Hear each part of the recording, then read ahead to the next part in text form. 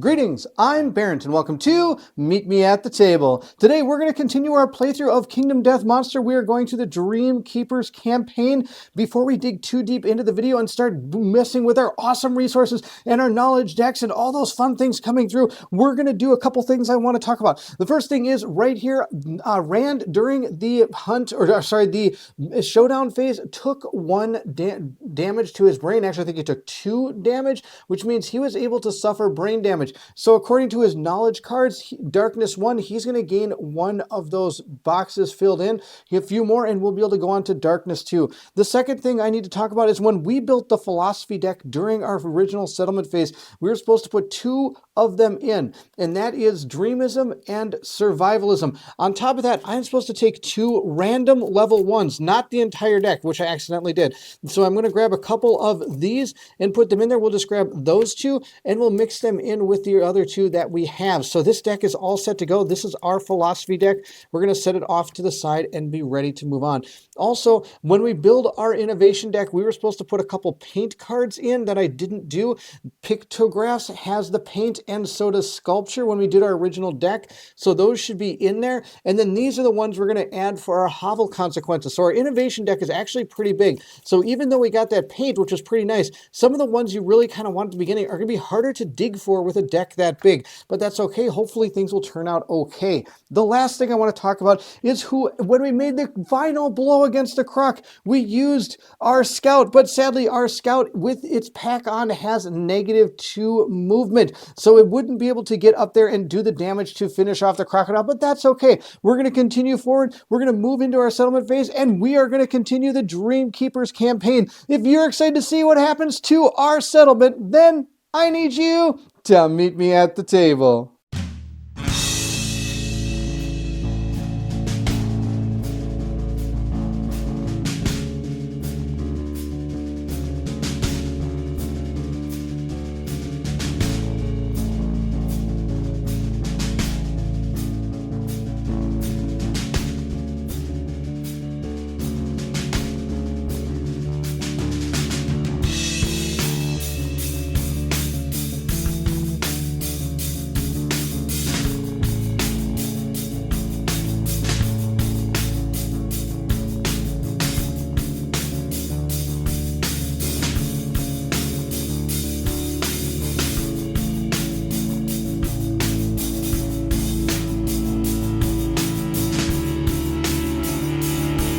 Before we get into the settlement phase, there is a little bit of the aftermath I have to finish. In the last video when we defeated the crocodile, I said that I would do our hunt experience and our weapon proficiencies moving into the settlement phase. So technically we're still at the aftermath point of the game. So at this point, I'm going to give everybody hunt experience, and I've done that already. I believe our Scout does get our hunt experience. If I'm wrong about that, please let me know in the comments below. Also, I will mention that we actually don't get any weapon proficiencies. Weapon proficiencies are going to be unlocked through cognitive cognition, so we don't have those available to us at this point. But we do have 3 more people gaining a philosophy at this point. Now, I'm not 100% certain on this, but what I understand about the way philosophies work, you do usually get them after the aftermath of a battle. Although I gained them at this point, from what I understand, they don't adopt the philosophies until during quiet moments of reflection in the settlement. So for this particular video, if I'm wrong about this, please let me know. I'm going to be gaining these philosophies from how I understand it during the check milestone step of our settlement phase. At this point, we'll begin our settlement phase. We'll start over here at number 1, and that is the setup. I've already done that. I've gotten all our decks ready to go, our settlement locations, our innovations, and everything out on the board for us to use. The next thing, our survivors are going to return, so we are going to heal this remaining survivors and remove any tokens they have. Of course, permanent entries do remain. I am not going to remove any of the gear because something may happen to bring us back out into the world. We'll see how that all goes. We are going to gain endeavors. Now, 4 of our survivors returned, but our Scout also returned as well, which technically be a 5th survivor. I'm not sure 100% whether an endeavor token is placed for the Scout. If anybody knows the answer to that, please let me know in the comments below so that other people can learn as well. I couldn't find that. Of course, it could be in the rules. I just totally missed it. Well, who knows? So for this point, I'm only going to use 4. If there is a reason I would have to use a 5th one, then maybe I'll use one. But for now, we're only going to have 4. Please let me know in the comments how that all works. The next thing we're going to do is go to our update timeline, where we're going to draw a settlement event card and resolve it, and trigger any story moment and settlement events on the timeline this year. At this point, we'll grab ourselves one of our settlement events. I'm going to give them a good old truffle shuffle here and mix them up. I did get a chance to sleeve these cards. I did find some sleeves thanks to Liquitter Gaming. He was able to help me discover some sleeves that work for not only the settlement events, but also for the knowledge events and all the cards that have this particular size as well. The company he was able to point me towards was Sleeve Kings. They do have a particular cards, 57 by 100 millimeters, fit this deck right here. I don't think I have the package for this anymore, but they do make the cards. And also I do want to mention I am not affiliated or do I get anything with Sleeve Kings at all. I just know that they work. So that is what the sleeves I have used. If you're interested in finding out what I use, that is the deal. So let's give these a truffle shuffle here and see what happens to our brave survivors as they return to the settlement. Here we go. We'll draw the top one. We have found Acid Storm. It says here, the air tastes sour and burns the survivors' cracked lips. The sky cracked in flashes, revealing sparkling black clouds. Finally, it opens, dousing everything in acid rain. Roll a d10. All right, let's see what happens. Hopefully nothing too bad happens. I've got a d10 right here. We'll roll it up, and I got a 7. So we'll see what 7 does here. It's 6 plus. Some of the debris around the settlement becomes useful due to the strange effects of the storm. Add 1 scrap to the settlement storage. That is awesome. And it says here, the storm prevents music endeavors, and the storm inspires +2 to result of all art endeavors. And then on top of that, I have these 2 particular things I can use endeavors for when I move into the using or my endeavors. And it says here, one of them is the nightmare training. I can use this and I can get burned to death, or you're injured and must skip the next hunt phase, or you can gain the following acid palms at D10 strength to wound attempts when attacking with fist and tooth. Oh my gosh, that'd be awesome. Next one is acid distillation, nothing happens, or gain a founding stone starting gear. Now this does require nightmare training. This requires cooking. We don't have either of those, so we're probably not going to be taking advantage of anything like that. But I do have maybe I might have an art one that I can use. Who knows? We'll see. And I could get a +2 towards any rolls on that. But where it stands right now, the only thing this has given me is a scrap. I'm going to add that to the storage. It's not a card. It's just going to add straight to the storage for our settlement. With that completed, we're going to go into the Death of Song. I am going to write down that we have finished this lantern near there, moving into it. So I'm going to do Death of Song inside of our Gambler's Chest book. Here's the image found in the book for Death of Song. It looks pretty gruesome. We have apparently found something here, and our survivors are ready to take a look. A poacher emerges from the darkness, dragging the corpse of a monster. Their face is twisted with guilt. The poacher presents the mangled heap as a gift to the settlement. The gathered survivors cannot help but gaze at the tortured face of the creature, their eyes welling with tears. Muffled sobs escape their throats. You may now hunt the Smog Sisters. Add them to the quarry list on the settlement record sheet. The settlement confronts the poacher. Confront the poachers is a die roll of a d10, so we'll roll it up. We got ourselves a 4. We'll see what happens. Our 4 lands in the 4 through 7 area. I bet the 8 plus is the best one because it's usually how it goes. The settlement cannot bring themselves to trust the guilty stranger. The survivors drive the poacher away with their hoarse cries of reproach. Flinging loose stone face shards, they are at their swiftly departing shape. They solemnly process the creature's sad corpse. I gain 2 random Smog Singer resources. I've marked down that we can fight the Smog Singers now. Now, of course, I think I called them Smog Sisters the first time because I can read so well. I'm going to shuffle up our Smog Singers resource deck here and grab 2 of them. We get 2 random ones. So we're going to grab this one and we'll grab that one and see what we found. Now, I can't really use them for what they were used for their particular place. I haven't fought them yet. We found the Gaseous Belly, which is an organ, and a Whistle Tooth, which can be used as a bone or scrap. Neither of them are going to give us any extra bonuses. With our events done, I am going to move to update our death count. We don't have any dead people yet, thank goodness, and we are going to move into the check lifestones and story events. This is where I'm going to now gain my philosophies. Now, of course, if I wasn't supposed to gain them here and I'm supposed to gain them somewhere else, please let me know in the comments below, but that seems like the most logical place. Before we do the philosophies, there is one thing I forgot to do. There's so many things going on, so sorry. This is going to be our collective cognition. When we do the aftermath, we're also supposed to figure out this as well. So I'm going to get one box into our collective cognition for our Crimson Crocodile level 1 that we were able to defeat. So we're going to go to our second level of collective cognition and gain this ability right here, Pleasing Planting. And that will also be symbolized by the card itself having a 2 on it. So I now know I have 2 collective cognition. And it says here, Pleasing Planting. It says, gain the Stone Plate Innovation. This lantern year, the survivors are presented with plated meals for the first time. Departing survivors gain +1 survival. So that'll help me get to max survival for our characters. I'm able to gain the Stone Plant arc resource here. It says on the bottom here, the settlement tenderly scrapes together comforting meals. Survivors may claim the clothed and sedated armor set bonus card if they meet the requirement. So here is that card right here, Clothed and Sedated. It states that I get +1 to all my hit locations if I'm able to abide by this here. It says, to gain this armor set bonus, you must be wearing at least 3 pieces of armor and cannot qualify for another armor set bonus. And it can be any set. So I need to give anybody who gets 3 of at least any type of armor, which might be good to have. We already have a waist for everybody.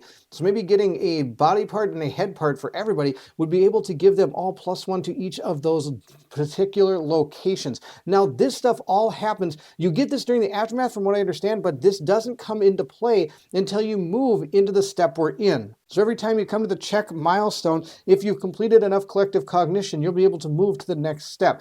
Now, of course, this next one we have, I think, is going to be 5. So it's going to be a while till we get there, but most likely we're going to fight the Smog Singers next to give ourselves the level 1 here to get us to 3 cognitive cognition. And then if we take on a level 2, we would get to 5. But of course, we have to take on a level 2, and those are always a lot harder. I do want everybody to be aware that this did not add any consequences to our innovation deck. This was just a one we gained automatically. Now we'll move into the philosophies, and I believe if I may have been mistaken about doing it here, I think gaining new philosophies and reaching new milestones in philosophies happens in this particular spot right here during the develop. We have 4 philosophy cards in our deck, so we're just going to give them a truffle shuffle. We're going to put 1, 2, 3, 4. We're going to put 4 of them down. The first person we're going to give a 1 to is going to be, we'll give one to Perrin.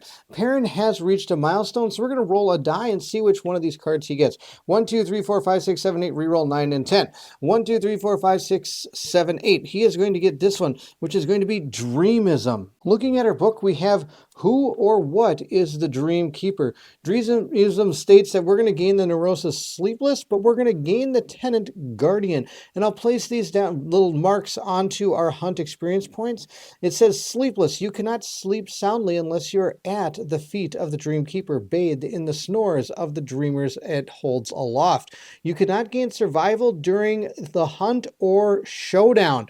Ooh, interesting. Guardian is the knowledge. It says the others are your burden to bear. You must protect them whatever the cost. After an adjacent survivor makes a roll, you may intervene, gain +1 systemic pressure token, and re-roll one of the roll results, limit once per showdown. And for an observation, I am going to gain 1 knowledge every time that this knowledge is used. All right, we'll plate this down. We'll add this to our knowledge deck and we'll move on to the next part.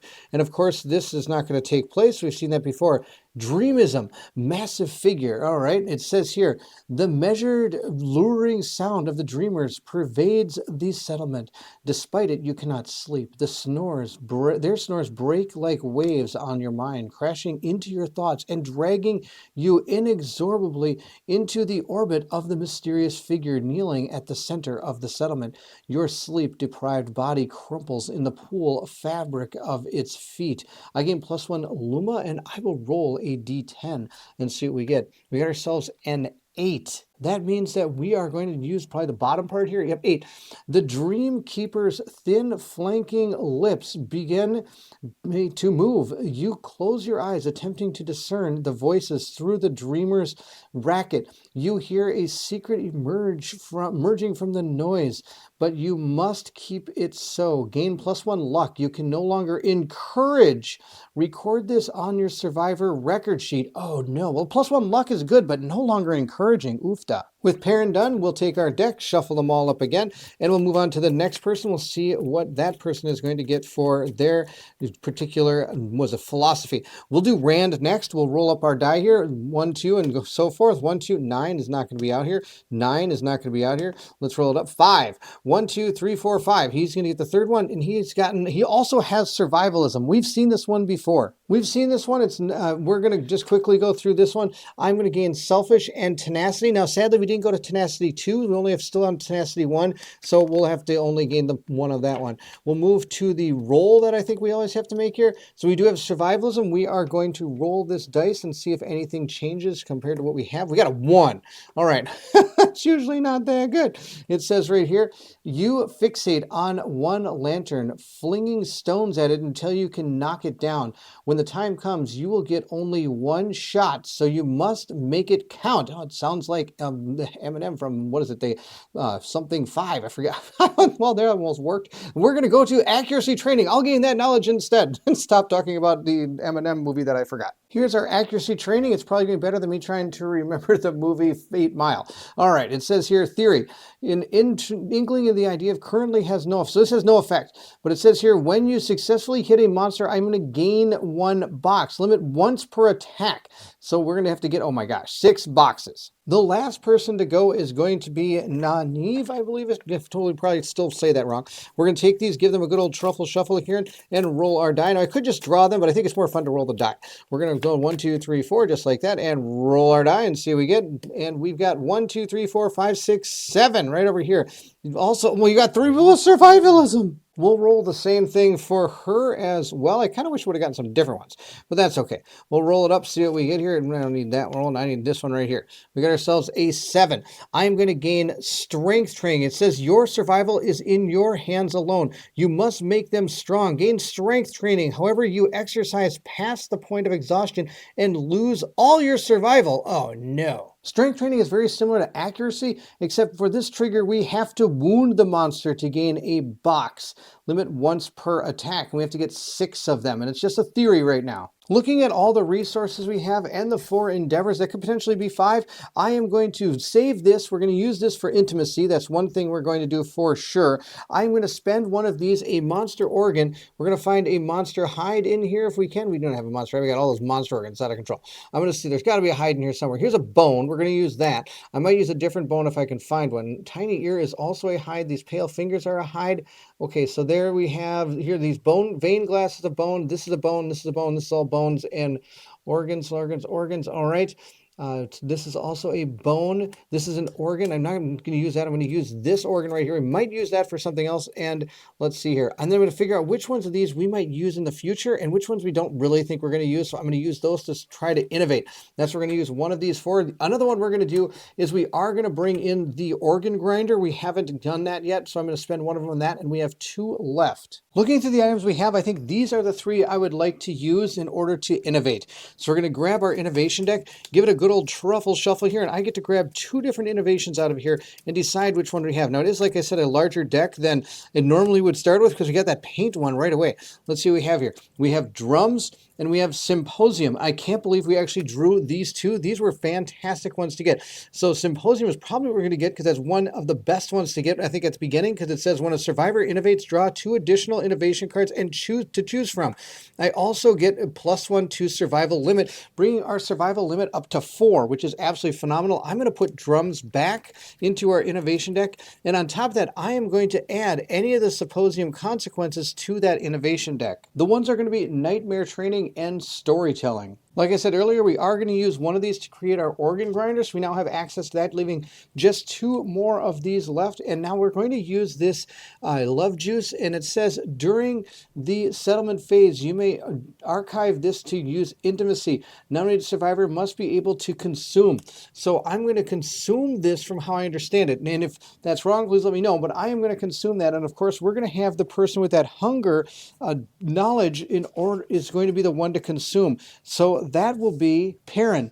Perrin is going to be one of the people that's going to do this. He is going to use the love juice to give himself the third state into his hunger 2. So that means now I get to go on to hunger 3. I believe this is the final one of hunger. It says here, with extreme focus and controlled hum, you direct your appendix to secrete a unique gut bacteria that allows your intestines to super absorb nutrients. So when I depart, I'm going to gain 2 survival for Perrin. And since there is nothing else I can gain from this, this is the final knowledge. And so I'm going to put this into our knowledge deck and remove hunger 2. Intimacy is handled a little bit different in this particular campaign. There is a full thing for it in its own book, the Gambler's Chest book. So here's the picture that goes along with it. Let's move over to the actual event. I have to nominate 2 consenting survivors to be parents and roll on the ARC birth table below. So we're going to grab, well, Perrin, since he ate it, and also Layla, that I believe is somebody that he's actually with in the books. So I could be wrong,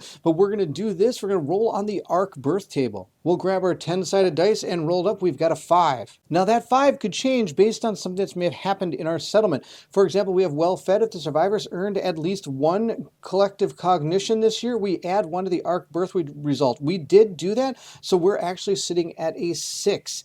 It also says grand feast. The survivors earned at least 3 collective cognitions this year. The settlement has a grand feast. We did not get a grand feast, but it does say gain 1 population. The parents decide to spend time alone with a newborn. None of them participate in any endeavors this year. The experience is wonderful, and the parents each gain 10 survival. If the settlement has a grand feast, the newborn's hunger shifts from food to knowledge. The newborn gains a knowledge from one of the parents, but sadly that does not happen because we did not have a grand feast. But I get 1 population and 10 survival. Now, of course, they cannot have any of the endeavors used on them at least this settlement phase. Just like in the original core game, when you reach campaign milestones, you're going to deal with them. And of course, we now have the principle new life because we have our firstborn child. So we're going to cross that off and we're going to deal with the principle of new life. This is straight out of the core book. So if you've watched my previous playthrough, you've seen this before. It does say with the principle of new life, I have to choose either without mercy or with affection.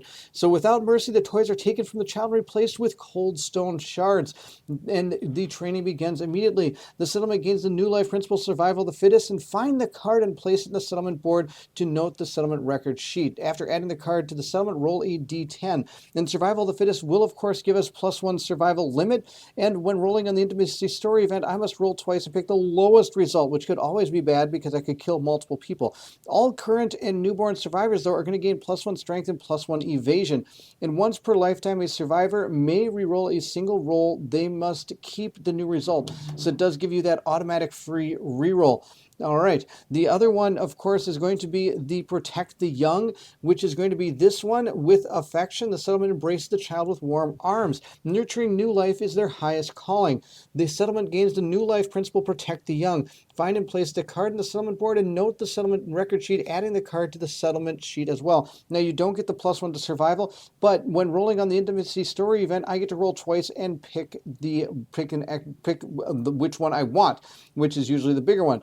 And so that is what that is going to do for us. So it's a matter of if we want to make it harder for us to have kids, but make a stronger core group, or do we want to have more children and be able to be more, or just have, I guess, more bodies, I guess you could say.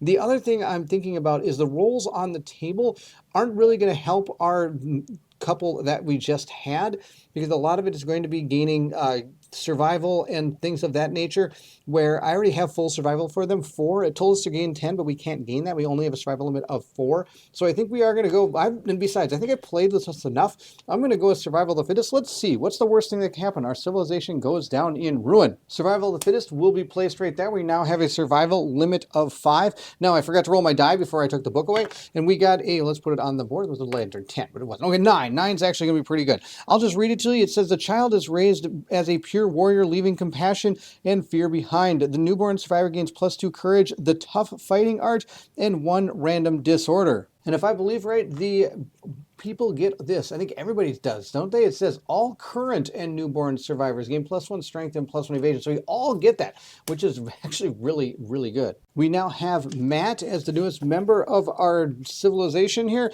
I'm going to give him a disorder. Why not? That's going to be awesome. He does have +2 courage here, which means he's close to that milestone. We're going to give him a disorder. We'll give him that one right there. Hopefully it's not too bad.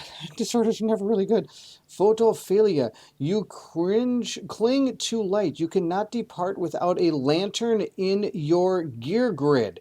Oh, super bonus. All right, we'll have to try to find lanterns. We'll make sure just to write that down in our disorders there. We also have to deal with the vaultless story event since we have the, what was it, the tough fighting art, because fighting arts are super hard to get. I am not going to choose the press through. We're just going to do this one over here. We'll roll it up. We've got a 3, which means I'm just going to gain +1 Lumi. This brings us to the rest of our development, and this is what I decided to make with the resources I have. I do have extras endeavors, so I am going to make a stone nose with one of those. I'm using veined glass to grab a blood glass dagger. This looks really awesome. One thing I like about it's not frail. It also has this honed 3, so I get +3 strength until its edge is ruined after wounding a parry or super dense location. Now, I do want to mention about the parry location. I've been playing that wrong when we were doing the fights at the crocodile. A parry location only gets damage from under your stand on a critical wound, and otherwise the parry doesn't get wounded. So I apologize if I've been doing that wrong, but hopefully I'll be able to explain that a little bit more during our next encounter when we fight something. We are going to grab some crimson slippers. There's no detriments to these, and I get 2 defense towards the feet, which is fine. And I'm really excited about these finger daggers. These finger daggers also have the ability to consume, and they have 2 speed, 7 attack, or 7 accuracy, and 2 strength, and I can consume these, and if I do, I'm able to gain some insanity. Of course, in order to do that, I have to have these linked, which I don't, so I'm not going to be able to get them yet, but at some point I can. What I'm really excited for is they have 4 range, and I'm starting to get a couple people that don't have a lot of, that have lost movement points, and movement points are huge. And then the next thing I have is I'm going to grab this Crimson Helm. We're going to get this. It does say down here that I can, that has Mind Lock. I can spend my action. You now have exactly 1 Mind Lock token. And when you suffer brain damage, I can ignore it and lose 1 Mind Lock token. Those are going to be probably really good when I fight the crocodile. Now, I don't think I'm going to fight the crocodile in this next combat because I want to try those Smog Singers, I think is what they were called. Not only is it going to be a new monster for us, but also I'm able to get some cognition if I'm able to defeat them. And I have so many organs that I decided to also grab a monster grease, which will give us +1 evasion to one of our lucky survivors. So that's what we're going to do during our development. And at this point, we're going to start preparing our departing survivors. And after all of that, I still am left with a monster organ. And now that I think about it, it's probably better to keep the gaseous belly than a regular monster organ. So I'm going to keep this. We're going to put this into our archive area with our actual resources. Now, I do want to mention, in order to get the finger darts, I did have to give up one of my scrap. Remember, we found a scrap, so I do have to remove that from our supply. I've recorded our resources here. This is something we're supposed to do later on in the settlement phase, but I'm just doing it now. And on top of that, I do want to mention we did have one more endeavor. And so with that endeavor, I'm going to use it right here to be able to grab another hollow stone. If I'm able to get 3 hollow stones, I can get one of these stone face cloaks. Not exactly sure what it is, but it sounds pretty awesome. And I really didn't have any other use for the hollow stones unless I wanted to get another nose. I'm going to use the same person I used as a scout last time. That's going to be her. We're not going to give her any of the gear. She's doing just fine technically the way she is. She now has this survival and strength training, of course. But the deal here is that I don't really know if I'm ever going to be able to get that going. This -1 speed is kind of a bummer for her. Maybe if we can ever get that off, we might be able to move forward with some of the stuff she has, but she still makes a pretty good scout. Next, we have Egwene. She is going to go again with the exact same stuff she has. She's still working on fear, where she suffered damage, and she's able to complete this exact knowledge here. I am going to be able to gain 1 survival moving forward. All departing people gain +1 survival. due to the hovel, and she also gets one because we have our gloves here. We also get one because of the rawhide boots. We get maximum survival. She has 2, so she's going to get 4. 4 is our maximum we can have because that is our survival limit. But I do need to give 1 to Egwene. She's going to be up to 1 survival at that point, which is fine. Hopefully she'll gain some more as we move through the hunt, but you never know. I shouldn't say Egwene, I mean Nynaeve. I can't really get in the characters all stuff. And she should actually have 2. 2 survival is what she gets. She has 2 survival, and Egwene has 4. Egwene's going to use the entire rawhide leather set, so she's going to, of course, gain that extra bonus from this. So she'll get 2 to all of these locations, and on top of that, again, I get that survival. So I'll put the 2s over here, and we'll be all set to go. Next, we have Rand. Rand, I'm going to give the finger darts to, mainly because, again, he has that 4 movement. He's lost a movement point, so it might be a little bit tougher to get to the enemies. So we'll see how this all transpires. I didn't give him much else, because, again, I'm also going to kind of keep him out of the fight. He does have the 1 departing survival because of our hovel innovation. Perrin is going to be next. Perrin does have his 4 survival because of the birth that we did. He was able to gain max survival for himself. On top of that, he's going to use that Crockborn hammer again, but this time I've given him the rest of that crimson stuff. And on top of that, he also has the cloth armor around his waist, so that does give him 3 different locations that have different things on him, any gear. So I do have 1 for the head, 1 for the feet, and 1 for the waist. So that does mean that this kicks in, so I'm going to be able to add 1 to each of those locations. So I have 3 to the head, 3 to the feet, and 2 to the midsection. And on top of that, I did give him the monster grease so he can get an extra evasion. Hopefully he can make it through this encounter. We'll see how it all goes. We'll add up all our armor here and continue on to the next character. Last but not least, we're going to have Lelia coming with us too. I can't bring Elaine with us. Remember, Elaine had the thing marked off where she has to skip the next hunt. So she can't come with us this time, which is totally fine. I'm going to be using this person here. With the stone noses, I'm going to gain a survival and an insanity. Sadly, I already have full, but I wanted to give it to her so she has at least that 1 insanity. It seems to be a key stat to have in this game, at least a little bit of it, and I didn't want her to go in with none. She's pretty much a blank slate. Other than that, we're going to add up our armor here for the head and the waist and move on to the hunt. And I apologize, I don't get the insanity quite yet. I have to actually arrive at the battle. I have decided to hunt these Smog Singers. No, that is not the miniature. I do not have that miniature up and running yet, nor do I have the one for the Scout. We're still going to use this one. In the last time we did the hunt, I forgot to bring the Scout with me, but it was okay. We only had to go 3 spaces. My goal over this next week is to get the Smog Singers up and running so they are ready for our battle, and also to create the Scout miniature if there is one, and hopefully get it ready to go as well. Hopefully give myself a lot of homework here, but we'll try to get it ready. I'd love to make this game look absolutely awesome, so that is my goal. So I am going to shuffle up our Smog Singer Hunt event cards here, give them a good old truffle shuffle, and we're going to put a couple of these down. There's going to be 1 here and 1 here, and there's also going to be 1 behind it as well. Now this one is going to be a basic hunt event, and I had a lot of really great ideas on how to do the hunt events, but I think the one I liked the best was the one that told me you should just use a piece of paper. Since these are sleeved, I have sticky noted inside here Scout Hunt Event and Arc Hunt Event Survivors, and that's because they do replace one of the original Hunt Event cards. So this way I can just shuffle these up without having any knowledge of what they are, because even if I were to put the other option I had was to maybe put this one in the sleeve of this one as well, so it's kind of double sleeved,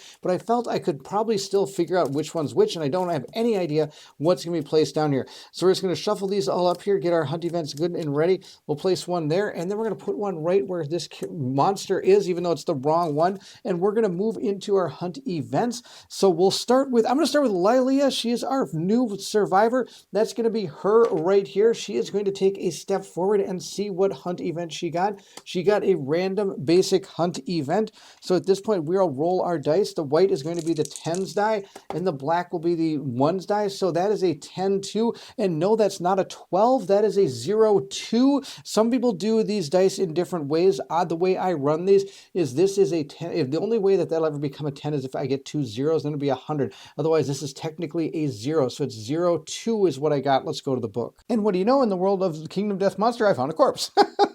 The survivors are overcome by a sudden chill. Their breath seizes in their lungs. The survivors' teeth chatter mercilessly. All survivors lose monster level survival. That's terrible. At the center of a sudden frost is a perfectly preserved corpse. If the settlement has cannibalized, which we don't, the event revealer gains 1 random basic resource. If the settlement has graves, the event revealer re-examines the corpse and gains 1 courage and understanding. We don't have either of those. If the settlement has Montemore, the event revealer understands a little about what's happened to the corpse. They gain 1 random fighting art. I don't have any of that. So the only thing that happened to me was I lost survival for all of my characters. That was super bad. It didn't help us at all. We are going to move all of our survivors up. The next person to go is, I'm going to have Perrin go. Perrin is going to be this character right here. He is going to grab this card and we're going to see what happens. Trail of the Rinds. You notice a trail of tough, hollowed out rinds. The event revealer decided to follow or ignore the trail. Any survivor has a disorder for binge eating or is a gourmandist. They sway the choice, follow the trail. All right, we'll have to decide if we want to follow the trail or if we want to ignore the trail. If I ignore it, you continue on your path undetermined. But if I decide to follow the trail, I'm sure the chance something good will happen, as opposed there could also be something bad that happens. I think at this point in our journey, it's best not to play with fate. We are going to continue on our path undeterred. We're going to continue on. I'm not going to go searching for death and destruction. I'll let it follow me, which is probably going to be right here. This time, Rand is going to take a look at what this particular event is going to do for us.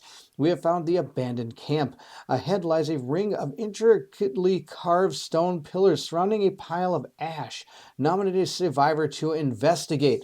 All right, the person I think we're going to have investigate is going to be Rand. Rand's the one that drew it. Rand's going to investigate. We have to roll a die. Let's see what we get for our investigation. That wasn't the roll. That was me dropping the die.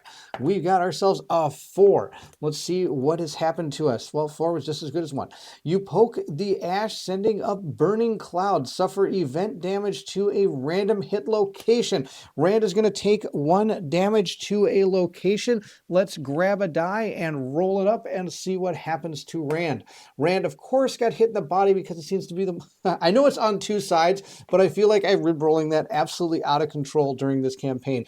So he's going to take 1 damage to the body, and at that point, everybody's going to move up, and we'll be fighting the Smog Singers in the next video. So there you have it. That is the settlement phase for Kingdom of Death Monsters. A little bit longer than I think our first one. Actually, might have been about the same, but that's cool. We're going to be fighting the Smog Singers. Again, I apologize I don't have the miniatures ready, but they'll be ready in the next one. My goal for the next video is to have this character based, a character for the, what do you call it? The one who carries the dreaded pack, the scout. That's it, the scout. I'm going to have the scout's miniature all ready to go, and I'll have the Smog Singers as well ready to go so that we can battle them for the first time. We'll see what evil death they have in store for our wonderful survivors. This will be absolutely awesome. Thank you so much for watching. I hope you're enjoying the playthrough of Kingdom Death Monster. We are doing the Dream Keepers campaign from the Gambler's Chest. You do notice anything that happened post-launch that I made a man error on, please let me know in the comments below. And also, I would love to hear from everybody. Please let me know anything else that you want to tell me in the comments about this game. This is super fun. I'm super excited to be back to Kingdom Death Monster. If you enjoyed the video, don't forget to like, subscribe, and hit that bell so we'll see you know when the combat for the Smog Singers comes out. This game has a lot going on, and I have been blessed by a fantastic community in the comment section helping us make sure we get everything right. So do check the pinned comment of not only this video, but all the other videos as well for rule errors as you watch the video so you can see how exactly all this game transpires. There's a lot going on in Kingdom Death, and Gambler's Chest seems to put even more onto it. But when it puts more on, it makes it that much more exciting. There's so many cool things going on. I really love the philosophies, the knowledges, and the cognition, all those new things coming in. I'm super excited to try to fight the Smog Singers. These new enemies are super awesome. I fought the Croc twice, and I would have fought it again. It was super cool and super fun fight. If you're interested in supporting the channel, don't forget the link to my Patreon is in the description of this video. Those that are part of the Patreon are located here on the screen. Thank you so much for all your patronage. It means the world to me. For those that are interested in joining, some of the perks you get is you'll be able to watch all of my playthrough videos usually a day or two ahead before I drop it, I should say, without any commercial interruptions. On top of that, I do look for some insight on what characters we're going to be using in games upcoming, what characters we should be naming them, and as we go forward in Solana lot of our campaigns, when it comes to kitting out our characters, I look for you for ideas, including this one. Hopefully I got the right people with the right stuff. If you don't think I got the right stuff, please let me know. I'd love to hear what you think would be a great way to kit out some of our characters. So there you have it, the settlement phase. Again, thank you so much for watching. And if you're excited to see the Smog Singers in action with the actual miniatures and even the Scout miniature and maybe some basic all that and more Kingdom Death, then I need you to meet me at the table.